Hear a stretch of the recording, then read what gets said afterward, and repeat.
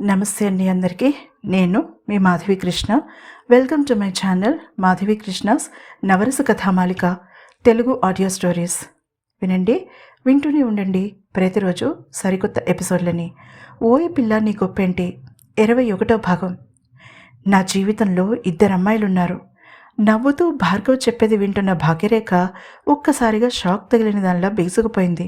2 అమ్మాయిలా అనుకుని వెంటనే సర్దుకుంది. యు మీన్ మీ చెల్లెళ్ళ గురించి చెప్తున్నారా అడిగింది సంశయిస్తూనే.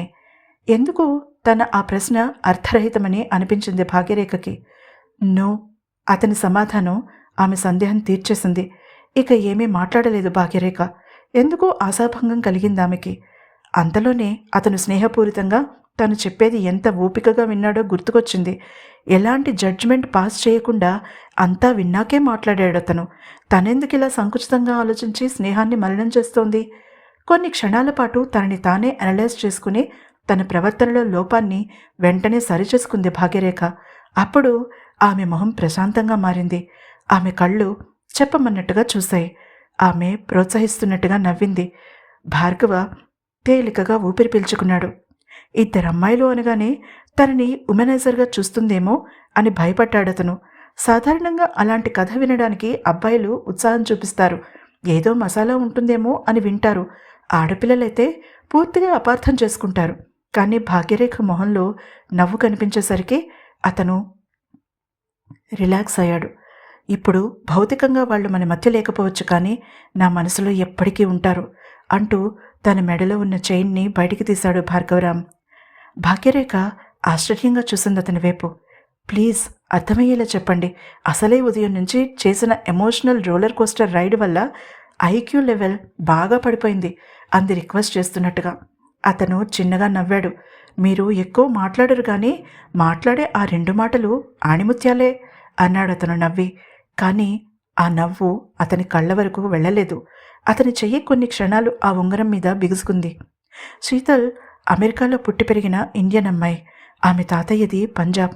కానీ ఆమె ఒకసారి కూడా ఇండియా రాలేదు చెప్పి చిన్నగా నవ్వాడు భార్గవ. ఆ నవ్వులో బాధ ఉంది, ఆవేదన ఉంది, విషాదం ఉంది. గుండెలో మోయలేనంత భారం ఉన్నట్టుగా భారంగా ఊపిరి పీల్చాడతను. శీతల్ నాకు యూనివర్సిటీలో ఇంజనీరింగ్ చేస్తున్నప్పుడు పరిచయమైంది. మా మధ్య స్నేహం చాలా త్వరగా ప్రేమగా మారిపోయింది. ఇద్దరం ఇంటి నుంచి దూరంగా వేరే ఊళ్ళో ఉండడంతో త్వరలోనే హాస్టల్ నుంచి ఒక ఫ్లాట్లోకి మారాము. లివింగ్ టుగెదర్ తప్పు, కానీ సమాజం అది. పెళ్లి కాకుండా కలిసి ఉండడం తప్పని అనిపించలేదు మాకు. శీతల్ శారీరక సౌందర్యాన్ని మించి మానసిక సౌందర్యం ఉన్న అమ్మాయి. పసిపిల్లలంటే భలే ఇష్టపడేది. ఎప్పుడూ మా కుటుంబం గురించి మాట్లాడుతూ ఉండేది. పెళ్ళయ్యాక తనకి కనీసం 3 పిల్లలు కావాలని చెప్పింది ఒక రాత్రి. మొదటిసారిగా పెళ్లి గురించి, పిల్లల గురించి ఆలోచించాను. మన్నాడు ఆమె తన పేరెంట్స్ని చూడడం కోసం వాళ్ళ ఊరు వెళ్ళింది. ఆమె లేని ఇల్లు బోసిపోయినట్టుగా అయిపోయింది. అప్పటికే నేను PhDలో చేరడంతో లైఫ్ సెటిల్ అయిపోయినట్టే. ఇక ఆమెని పెళ్లి చేసుకోమని అడగాలని అనుకున్నాను. అమ్మకి నాన్నకి విషయం చెప్పాను. చెల్లికి కాల్ చేశాను. చాలా ఆనందించారు వాళ్ళు. మన్నాడు శీతల్ కోసం రింగ్ కొన్నాను. ఆమె ఊరికి బయలుదేరాను ప్రపోజ్ చేయడానికి. గుండెల నిండా సంతోషం, ఎక్సైట్మెంట్, ఒక రకమైన భయంతో విమానం దిగాను. చెప్పడం ఆపి కళ్ళు మూసుకున్నాడు భార్గవ. భాగ్యరేఖ అనాలోచితంగానే అతని చేతిని తన చేతుల్లోకి తీసుకుంది. అతను ఉలిక్కిపడి కళ్ళు తెరిచాడు. అతను ఆల్రెడీ మళ్లీ గతంలో చిక్కుకుపోయాడని అర్థం చేసుకుంది భాగ్యరేఖ. చెప్పండి, తర్వాత ఏమైంది? మృదువుగా అడిగింది. ఆ రోజు ఫిబ్రవరి 8, వ్యాలంటైన్ వారంలో 2వ రోజు, ప్రపోజ్ డే. సో నేను శీతల్కి ప్రపోజ్ చేయడానికి వాళ్ళ ఇంటికి చేరుకున్నాను. అంతటా నిశ్శబ్దం. ఎందుకు ఎక్కడో ఏదో సరిలేదని అనిపించింది. కాలింగ్ బెల్ ప్రెస్ చేశాను. 3 నిమిషాల సేపు నాకు శీతల్కి మధ్య నిలబడిన విలన్లా అనిపించింది ఆ తలుపు. అసహనంగా నిలబడ్డాను. అప్పుడు తెరుచుకుంది నా తలరాతని తెలియజేసే కర్మ సిద్ధాంతం. శీతల్ తల్లి తలుపు తెరిచింది. మా సంగతి అప్పటికే ఇంట్లో చెప్పిందని ఆవిడ కళ్ళలో నన్ను చూడగానే మెరిసిన గుర్తింపు నాకు తెలియజేసింది. ఆనందంగా నవ్వి ఆమె చేతిలో నేను తీసుకువెళ్లిన బొకే పెట్టాను. ఆమె ఆ బొకే అందుకుని అందులో మొహం దాచుకుని భోరుమని ఏడ్చింది. నాకు కాళ్ళు చేతులు ఆడలేదు. ఆమె చేత విషయం చెప్పించడానికి నాకు అరగంట పట్టింది. నన్ను ఆమె పరాయి వ్యక్తిగా ట్రీట్ చేయకపోవడం ఒక పక్క నుంచి ఆనందంగా అనిపించినా, మరొక పక్క నుంచి సిక్స్త్ సెన్స్ ప్రమాద హెచ్చరికలు పంపుతుంటే శీతల్ తండ్రికి ఏమైనా అయ్యిందేమో అనుకున్నాను. కానీ శీతల్ గొంతు పూడుకుపోయినట్టే అతనికి మాట్లాడటం ఆపేశాడు. ప్లీజ్, మీకు ఇష్టం లేకపోతే ఇప్పుడు వద్దు. భాగ్యరేఖ అతని చేతిని గట్టిగా పట్టుకుంది. మొదలుపెట్టాక పూర్తి చేయాలి రేఖ, చిన్నగా గొంతు సవరించుకుని అన్నాడు.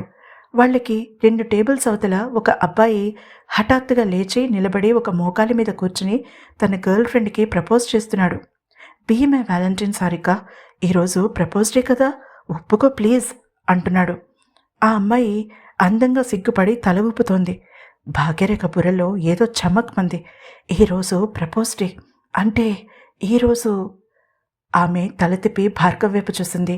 అతను మౌనంగా తన ముందు ఉన్న ఐస్ క్రీం కప్పు వైపు చూస్తున్నాడు. అబ్బాయిలు కళ్ళతోనే తినేస్తారంటే ఏంటో అనుకునేదాన్ని, నిజమేనన్నమాట అంది భాగ్యరేఖ తన కప్పుని ముందుకు జరుపుకుని స్పూన్తో నోట్లో పెట్టుకుంటూ. హా? అతను అర్థం కానట్టుగా చూశాడు. ఆమె కళ్ళతో సైగ చేసి చూపించింది అతని ఐస్ క్రీం వైపు. మీరు గత 2 నిమిషాల నుంచి ఆ ఐస్ క్రీంని తినేసేలా చూస్తున్నారు అంది నవ్వుతూ భాగ్యరేఖ. భార్గవ అంత బాధలో కూడా నవ్వాడు. మీ సెన్స్ ఆఫ్ హ్యూమర్ అమోఘం అన్నాడు నవ్వుతూ. అమ్మయ్య, నవ్వారా? మీరు నవ్వకపోతే అస్సలు బాగోరు అంది ఐస్ క్రీం తింటూ. అనేశాక చప్పున అతని వైపు చూసి ఇబ్బందిగా నవ్వింది. ఇది ఫ్లర్టింగ్ కాదు, నా మనసులో ఉన్నది కుండ బదులు కొట్టినట్టు చెప్పడం నాకు అలవాటు అంది. అతను కింద వెతకడం ప్రారంభించేసరికి ఆమె ఆశ్చర్యంగా చూసింది. అదే, మీరు బద్దలు కొట్టిన కుండ తాలూకా చిల్లుపెంకులు ఎక్కడ దొరుకుతాయా అని చూస్తున్నాను అన్నాడు భార్గవ. అతను అంత త్వరగా తన ఎమోషన్స్లో నుంచి బయటకు రావడం అతనికే ఆశ్చర్యంగా ఉంది.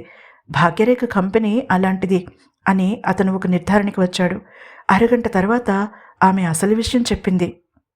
శీతల్ రాత్రి తన చెల్లెలితో కలిసి రెస్టారెంట్కి వెళ్ళింది. అక్కడ 2 పోకిరీకుడాళ్ళు వాళ్ళని వేధించడం మొదలుపెట్టారని సీసీటీవీ ఫుటేజ్ వల్ల తెలిసింది. శీతల్ చెల్లెలతో కోపంగా బయటికి వచ్చేసింది.